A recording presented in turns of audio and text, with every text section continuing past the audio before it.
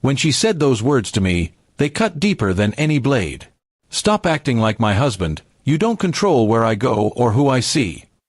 I stood frozen, trying to process what she had just thrown at me.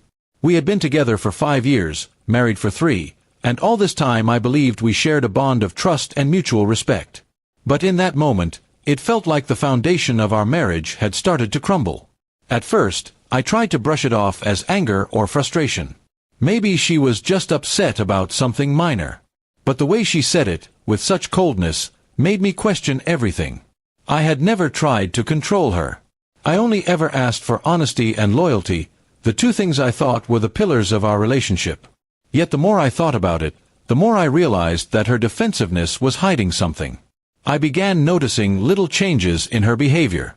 She would guard her phone like a treasure chest, never leaving it unattended. Late-night texts became common, and when I asked who it was, she would roll her eyes and accuse me of being insecure.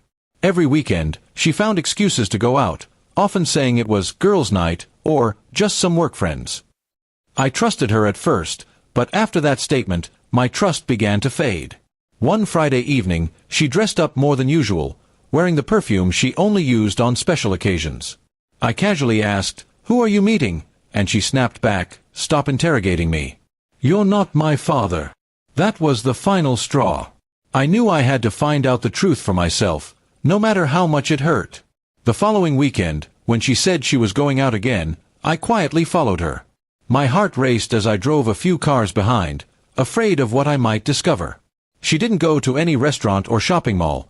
Instead, she pulled into a quiet residential street and parked outside a man's house. My stomach twisted as I watched her step out of the car, smiling in a way I hadn't seen in months, and walk straight into his arms. That sight shattered me, but it also gave me clarity. She wasn't just disrespecting me, she was betraying me. I stayed in the car for hours, waiting for her to come out, my mind spinning with a storm of emotions. When she finally returned, she looked radiant, as though she had just lived another life where I didn't exist. The next morning, I acted normal, hiding my pain behind a mask. I needed a plan. I couldn't simply confront her. I wanted her to see the consequences of her choices. Quietly, I gathered evidence, photos, screenshots, bank statements of the money she was secretly spending. I didn't tell her I knew. I just waited for the right moment. That moment came a week later. We were having dinner with her parents, who always thought she was the perfect wife. Halfway through the meal, when she was laughing and pretending everything was fine, I calmly placed a folder on the table. Her mother opened it, only to find pictures of her daughter in another man's arms. The room went silent. My wife's smile vanished instantly. Her father looked at her with disappointment, her mother gasped in shock, and she glared at me as if I had stabbed her. "How could you do this to me?" she hissed. I leaned forward and said, "No, how could you do this to us? To me, to this family? You wanted freedom, and now you have it." I stood up, placed my wedding ring on the table, and walked out. The silence in that room followed me all the way home. By the time she returned later that night, I had already packed my things. I didn't give her a chance to explain, because her actions had already spoken louder than words ever could. In the weeks that followed, she tried to call and text me, begging for another chance. But I ignored her. She made her choice the moment she thought my trust was control. I moved into a new apartment, started focusing on my career, and slowly began rebuilding my life. The best part was the peace I felt.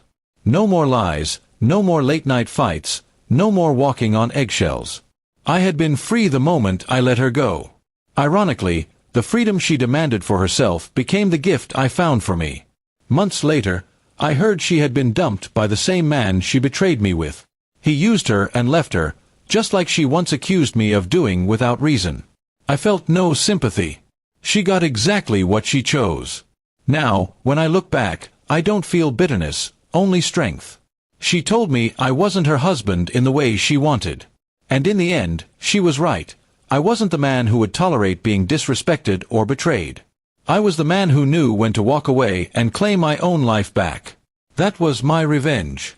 Not shouting, not fighting, not begging her to change. My revenge was living better without her, and letting her live with the mess she created.